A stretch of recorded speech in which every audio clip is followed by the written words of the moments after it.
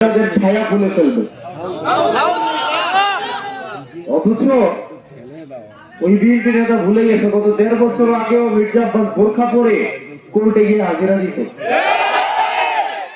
১টা বছর যায় নাই, কত দম্ভ দুনিয়ার এই মাটিতে দাঁড়ায়া যে উনি মহিলাদের ছায়া টেনে খুলে ফেলবে।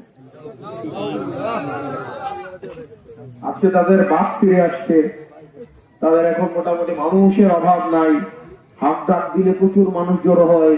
তাদের কমিটিতে এখন তো লোক দিতে চাইলে এখান থেকে লাইন দিলে মাসিকারা পর্যন্ত লাইন যাবে, তাই না? যাবে তো? এখন যাবে না? অবশ্যই যাবে, যদি যাবে। এখন তাদের শান শৌকত জৌলুস, তাদের এখন অনেক কিছু। কিন্তু আবু বকর যারা বাকহীন হইল, বাকশক্তি হারাইল, তাদের একবারের জন্য খোঁজ খবর নেওয়ার প্রয়োজন মনে করে নাই। আবু বকর যেই কারণে বাক শক্তি হারাইছে, যেই কারণে, সেই কারণগুলো নিয়ে আমরা কথা বলতে কাউকে শুনি না। আবু বকর যে পরিবর্তনের জন্য রাস্তায় নেমে আসছে, মাইনুদ্দিনরা যেই কারণে কবরে গিয়েছে, যেই ফেসিবাদের লড়াইয়ের জন্য, সেগুলো নিয়ে আমরা কোনো কথা বলতে কাউকে শুনি না।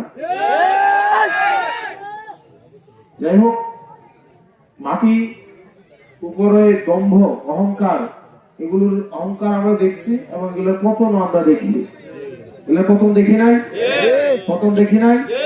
পালাই যাবে না বলেও এখন পালাই আছে না? আছে কিনা? যাক, আমি এলাকায় আসলে রাজনৈতিক বক্তব্য না দেওয়া থেকে একটু বিরত থাকতে চেষ্টা করি। এই ছাত্ররার সাথে আমার প্রথম যোগাযোগ, দেবিদ্দার একটা ফার্মেসি ছিল, রহমানিয়া ফার্মেসি, জানছিলেন আপনারা?